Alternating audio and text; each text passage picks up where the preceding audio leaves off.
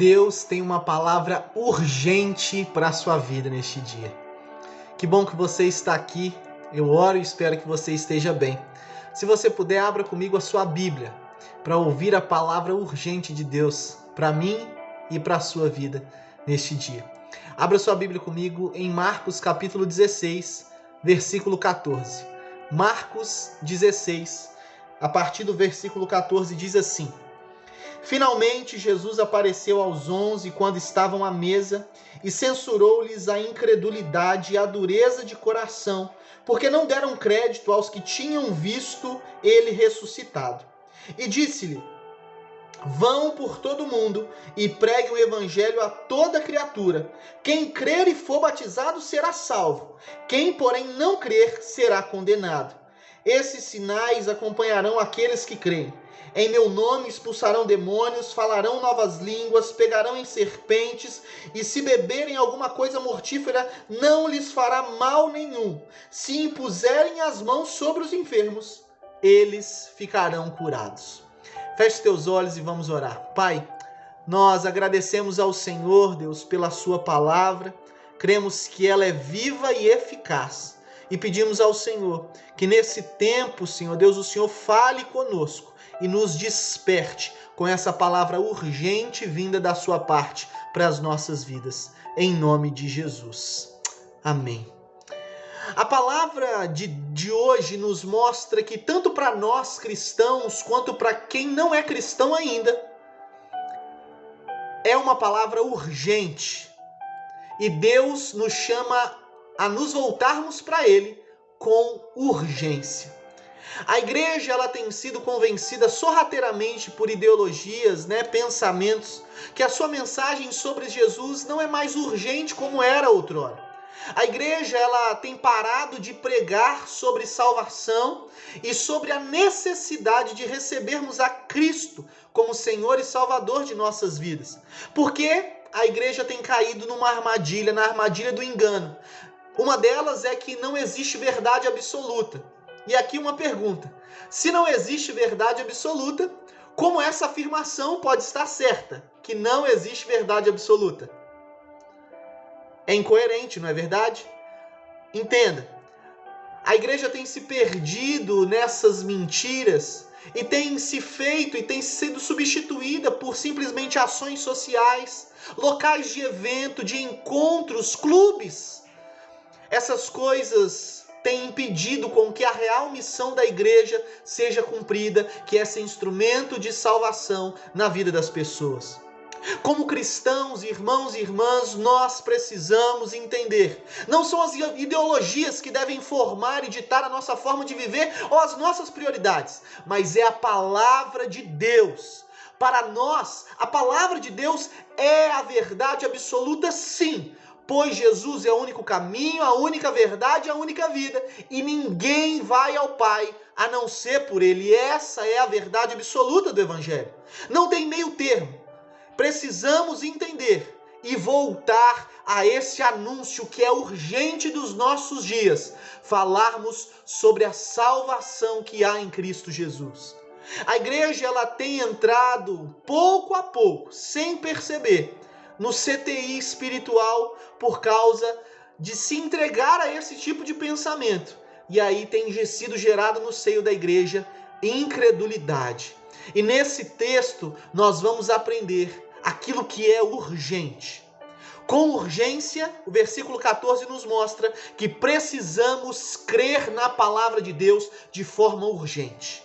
Os discípulos esqueceram que Jesus disse que iria ressuscitar e não estavam mais acreditando. E inclusive não deram crédito quando aqueles que viram Jesus estavam falando a eles. Aí Jesus dá uma bronca neles, Jesus dá um puxão de orelha a eles, Jesus critica eles, Jesus chama a atenção deles. Talvez se fosse hoje em dia, quando o termo aqui diz que Jesus ele censurou eles por causa da sua incredulidade, algumas pessoas talvez diriam assim: não julguei eles, Jesus. Não, Jesus censurou eles por causa da incredulidade deles. Muitos são incrédulos. Para crer, eles precisam ver. Jesus disse bem-aventurados os que não viram, mas creram. Precisamos crer na palavra de Deus. Ela é a verdade absoluta. Muitos dizem crer em Jesus. Não, creio em Jesus, eu creio que Jesus ressuscitou, que irá voltar para nos buscar. Mas vivem uma vida de letargia espiritual, vivem uma vida morna espiritualmente, vivem uma vida frouxa espiritualmente falando. Meu irmão e minha irmã, precisamos, nós que cremos na palavra de Deus, viver uma fé vibrante, viva diante da palavra, da verdade, que é a palavra de Deus. O versículo 15 nos ensina que existe uma missão urgente. A missão da igreja é urgente.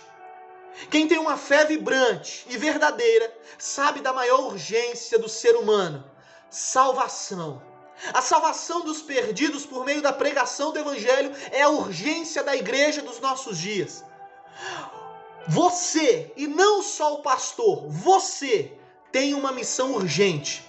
E muitas vezes vivemos perdendo tempo com futilidades, com eventos, com questões que não têm tanta importância, com coisas que não são eternas.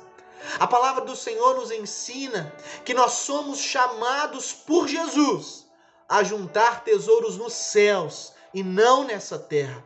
Precisamos entender, meu irmão e minha irmã, que somos instrumentos de Deus para que outros conheçam as boas novas de salvação. Por isso você é responsável por pregar o Evangelho, pregar a salvação, pregar a Cristo. A pregação e o anúncio da salvação precisam ser a maior preocupação da igreja. Isso é urgente. Isso é urgente. Tem tantas pessoas morrendo abastadas de riquezas, indo diretamente para uma eternidade longe de Deus, porque morreram sem conhecer o Evangelho de Cristo Jesus. Pessoas que têm suas vidas abastadas, cheias de recursos, mas estão longe de uma eternidade de paz e tranquilidade. Mas viverão uma eternidade de tormento, porque muitos de nós temos nos calado e não temos pregado o Evangelho. Ficamos discutindo isso e aquilo, mas não falamos do Evangelho. Não falamos que salvação só há em uma pessoa, Cristo Jesus. O versículo 16 também nos ensina que é urgente crer.